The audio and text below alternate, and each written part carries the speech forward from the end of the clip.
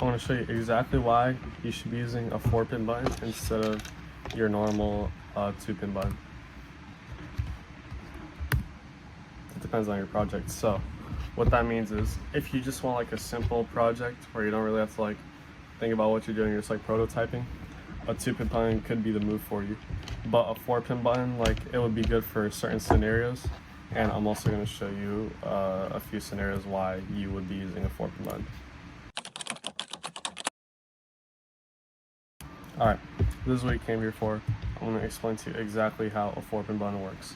So on the left side of my screen, this is the button on a circuit if it was not being pushed, and then the right side is it if it was being pushed by this little piece that's not connected.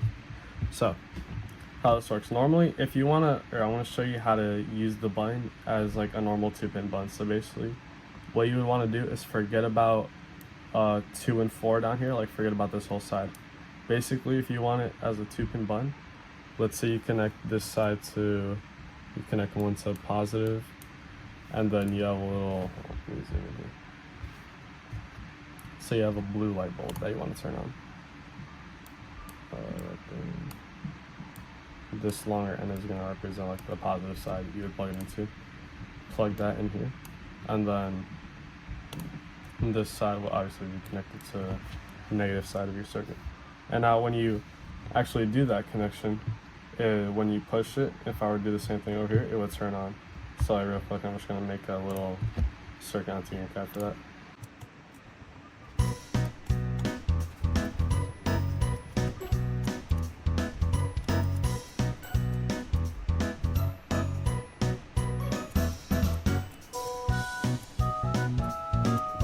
So right here, I have the finished circuit of a basic button and what that would look like. The push button that turns on, right?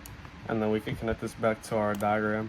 Also, the only reason I have this like paint software on is so I can show you like the inside of a button. That's going to be helpful for explaining like the more complicated features. But for now, we're starting basic, starting from the ground up. And also, if you don't know how breadboards work, really quick, if you know how breadboards work, it's basically just sheet lines of metal. So like this column 7 that I'm hovering over, this is all one strip of metal. So when I plug this positive energy into it, it'll go through the button.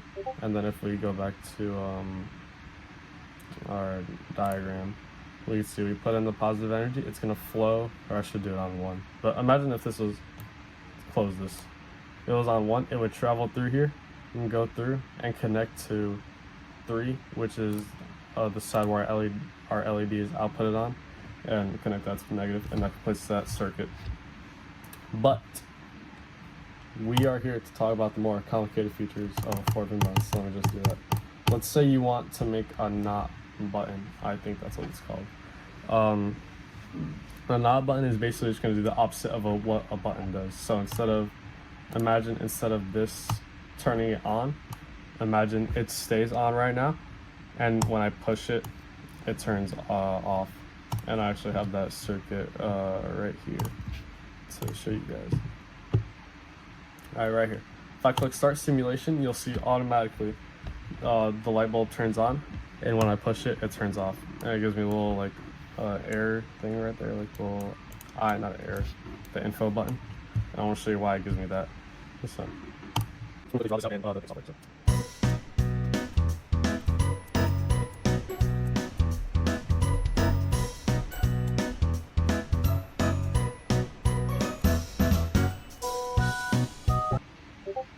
Alright, this is what your circuit would look like right here. And now I'm going to explain exactly how it works. So when you're probably wondering how is the button on all by itself, so you'll notice that on the left side, these 1 and 2 are constantly connected. So think of the connections, think of these, this is perfect. Think of these 2 connections right here as always connected. They're basically just the strip of metal you have on a breadboard, but like constant. So that's why the button stays on. But why does the button turn off?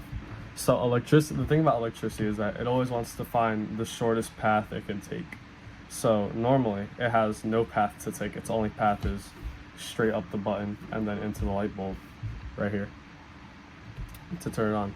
But when you close the circuit, it prefers this route. It prefers going through to across the bridge and into 4, which would not only turn off the button, but it's giving me that info button because when I do turn it off, it's actually like short circuiting the whole circuit, which I mean, it's not a bad thing, but I want to show you, I want to make a circuit in real life to show you a situation where you could actually use it short circuiting the whole circuit to your advantage. Alright, so let's say you have a fan that you want constantly on, but like something bad happens and then like you need to turn the fan off. So this circuit would represent that. The light right there is always going to be on whenever the circuit's on. And let's say something bad happens, let's say like you're like someone gets like caught in the fan or something like that. Just push this button and then the whole circuit turns off. Even this, the button on that green button right there, that also turns off. That just shows that it actually short circuits, but this is a real life example of how you would use a not button. And then all here is like a better look at the circuit, how it works if you want to copy it. Also, you don't need a resistor. I just put a resistor because like a lot of my light bulbs have been dying out. So you know, also I've been doing like bad color coding. This red wire should be where this white wire is. But color doesn't actually matter, just in case.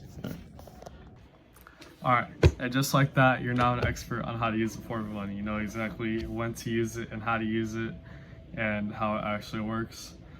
This is my first video, so let me know, like, comment anything you think I can improve on. And please like and subscribe. It would be very, very nice if you did. I'll try to make another video pretty soon. I have like school and stuff, so it might take a minute if you're waiting, but yeah, thanks.